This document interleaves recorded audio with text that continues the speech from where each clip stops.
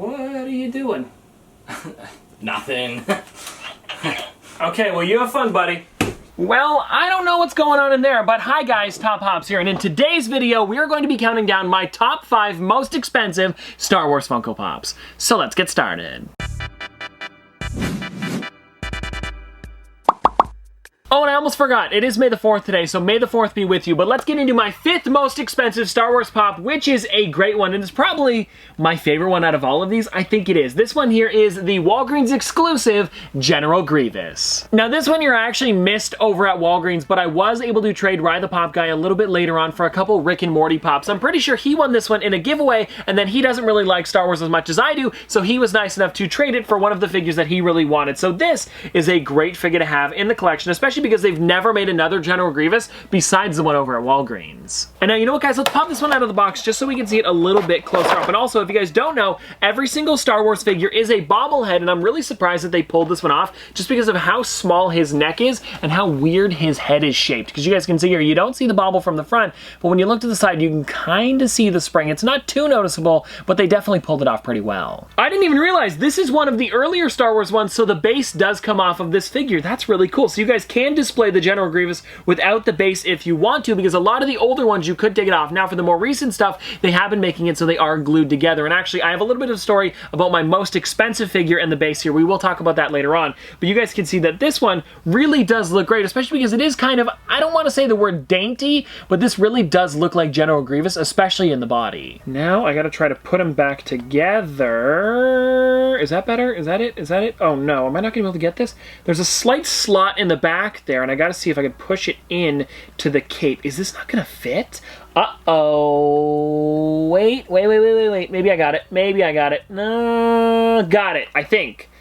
Yeah, okay, good. That is connected. Whew. And if you guys are wondering how much the General Grievous is worth, it sits around $95, and I could definitely see this one going over $100 because it feels like they're not going to be making another General Grievous anytime soon. Now, coming in at number 4, we have this character right here, which is the Concept Series Boba Fett, and this one is the one with the convention exclusive sticker, which I thought was really cool, and I did order this one off of the Funko shop, but I guess because they didn't actually have Star Wars Celebration that year, you could get either or, being the convention or shared sticker, and it seems like for most of them, I did get the convention sticker, because I didn't get it for the Chewbacca, but I got it for Starkiller as well as Darth Vader and the Concept Boba Fett, so I did get pretty lucky. And I've really been enjoying the Concept Series Pops, and if you guys don't know who these are designed by, or if you guys are wondering what these are based off of, these are the early concept arts done by Ralph McQuarrie, and my dad actually has a book full of all of these, and I'm sure that you guys can look them up online and actually find a bunch of photos as well. But yeah, this one here looks amazing. Now let's actually pop this out of the box. I don't know if I've ever taken this one out of the box. No, I probably did when I did the first video on it, but you guys can see this is the Boba Fett here, and because this is a newer Star Wars character,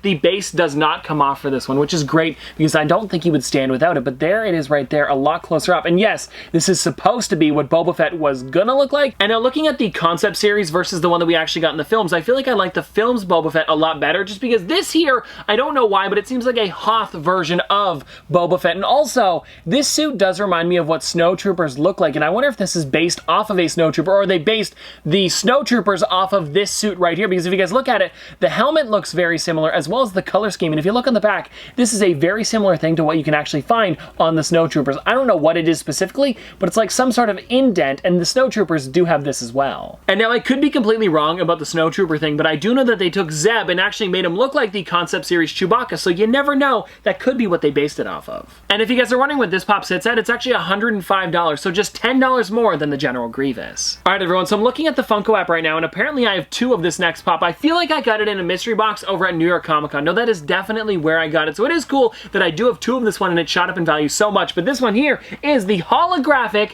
Qui Gon Jinn. And now looking at the back of the box here, they're taunting you with some sold out figures, because I know that these ones were not in stores when this figure came out later on. And on the back there, you guys can see that it is the General Grievous as well as the original Qui-Gon. Now I have the General Grievous, so don't care that that one's on the back of the box, but this one was limited to 2,000 pieces, and this one probably sold out the year before, so I don't know why they put it on the back of the box. It's still a cool one to show, but this one was definitely worth about $300 to $400 when this figure came out. Now let's actually pop this one out of the box so we can look at the holographic a little bit closer up. And I am glad that they did make the holographic one a little bit later on, because I know people were really sad when they couldn't get a Qui Gon figure for their collection because it was only limited to 2,000 pieces, and there are way more than 2,000 Star Wars collectors in the world. So here is the Qui Gon right here, a little bit closer up if you guys want to check it out, and I really do enjoy this pop. And for me personally, I didn't really care which one I got, so I was definitely going to get the cheaper one out of the two. And actually, if you don't want to go back and get that super expensive one and you really just want a Qui Gon, they do have a Qui Gon that just came out more recently, exclusive to Amazon, and it even has a better sculpt than the original one, and it looks like this right here.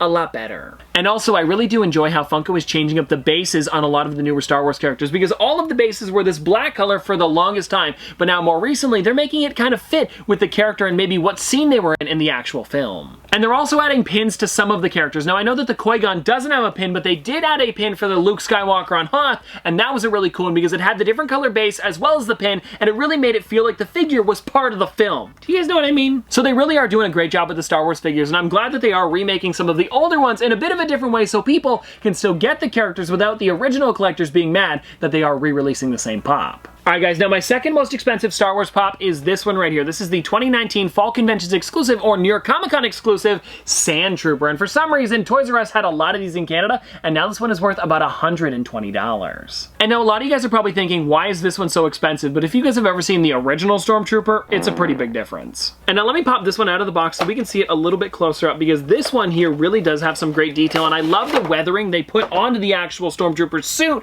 because it really does make it look like this thing was out in the sand for probably, let's go, weeks. Yeah, weeks is good. And now this one right here really reminds me of the scene when they're crowded around the land speeder on Tatooine trying to find out where R2-D2 and C-3PO came from. You know what, it's kind of a hard scene to explain. So Obi-Wan tells the Stormtrooper to tell them by using the Force to move along.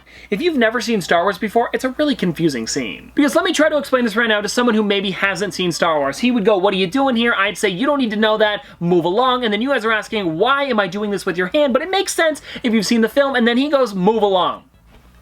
Anyways, this pop comes in at about $120, and explaining Star Wars really isn't for the weak-minded. Alright everyone, now let's get on to my #1 most expensive Star Wars Funko Pop, and I do have a bit of a story about this one just because you'll see in a second. Okay, so this one here is of course the Luke Skywalker Jedi, and from here, it looks like a pretty decent pop, but when you take it out of the box, well, it's a bit of a different story. And I'm not going to take it out of the box yet because I want to show you guys the back of the box and all of the different characters here. So we have Han Solo, Greedo, Obi-Wan Kenobi, Luke Skywalker Jedi Knight, which is this one right here, Gamorrean Guard, Slave Leia, Tusken Raider, Jawa, and the Clone Trooper. And all of these ones are the ones they turned into black boxes later on, so that way people who didn't collect back in like 2010, 2011 could get these characters without ruining the original value of the blue boxes. Okay, now let me take this one out of the box, but before I do that, I do want to remind you guys that the older characters, you could take them off of their bases. So for this Luke Skywalker, I don't know where the base is. So what happened was probably like back in 2015 or 2016, I didn't like the way they looked with them on their bases, so I took them all off and I put them into a big bag. Big mistake. And now 6 years later, I still have him off the base because I haven't been able to figure out which one goes with Luke. And I will get it eventually, and if you guys want me to get the bag, we could test it out for a video. And I'm pretty sure I did a video on it a long time ago, but I really should update that so we can just finish this thing off, and then I don't have to worry about it anymore. But at least I have the base, and that's why I did put this one on the list, because if I didn't have the base, I probably would have found another figure for the 5th one, and the Stormtrooper would have been my most expensive. And if you guys are wondering how much this one's worth, it's actually coming in at around $190, making this one my most expensive Star Wars pop. And now I do want to talk about one figure before we finish off the video today, because there was one that I probably should have put on the list, but I didn't, only because the top of the box is completely ripped off, and I only paid about $4 for it, and that one is my Queen Amidala. That one's coming in at about like $240, and the only reason I didn't put it there was because of how ruined the box was, and that I couldn't actually get that price for the figure if I were to try and sell it. So it is technically more expensive, but my figure specifically isn't worth that much, so that's why it's not my #1, even though it is technically worth more than my Jedi Luke.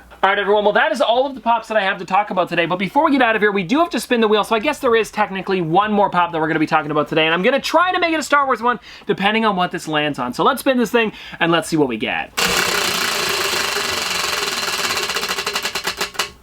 Amazon. I can definitely do that. Alrighty everybody, so this is the figure that we're going to be going with today. This is the Battle at Echo Base Wampa, and this is of course an Amazon exclusive, and I really do enjoy this pop. They're actually doing a whole line of these ones that came out a while ago, and I don't know if they've released the last two, have they? I don't think they have. This one must still be going on because I don't remember there being the Darth Vader and the Snowtrooper one being released. But you guys can see this one was the first one released in the entire set, and I do have in my collection, I can see them over there, I have number 3 and 4, which would be the, oh, what type of droid is that? Is it the probe droid as well as the Chewbacca? But I am still missing the Han Solo as well as the Princess Leia. I know the Princess Leia one came out, but I don't know about the last one. It must have. It's been a while. And this is one of those characters that I really enjoy what they did with the base. And I was talking about this earlier, and I think that this is great that Funko's doing it more often. Hold on, it's gonna be loud. Not too bad, but still kind of annoying. So here it is right here, guys. This is the Wampa out of the box. I love that he's holding a bone. I also really enjoy that it's got the Star Wars base because they have to have a base. It's cool when they make them different like this. And if you guys are wondering why Funko has to do them like this, it's because Hasbro has a license to all of the non-bobble Star Wars characters. So Funko just has to kind of change it up a little bit and make it like this. And you know what? I'm not opposed to it because they are pretty cool, especially if you were to put this on your dashboard. And not that I'm going to put it on the dashboard, but if you wanted to, you always could. And if you guys are wondering when this one came out, it was 2020, so just last year. But anyways, I hope you guys enjoyed, and if you guys want to see more from me in the future, don't forget to like, comment, subscribe, do all that. But this has been another episode of Top Pops, Popsters. Thanks for watching, and may the 4th be with you. Oh, hold on. See you guys tomorrow. Dripping like a school. On a forward school. Baby gonna screw. She funny with it. Cool. V5 full thump. I'm a hump on a bounce. Jack and Jill up a hill. Baby tryna get a meal. Mary had a little lamb. I really do not fuck with, and she calling me the muffin man. I surely like the muffin top. Slow. Like my lashes.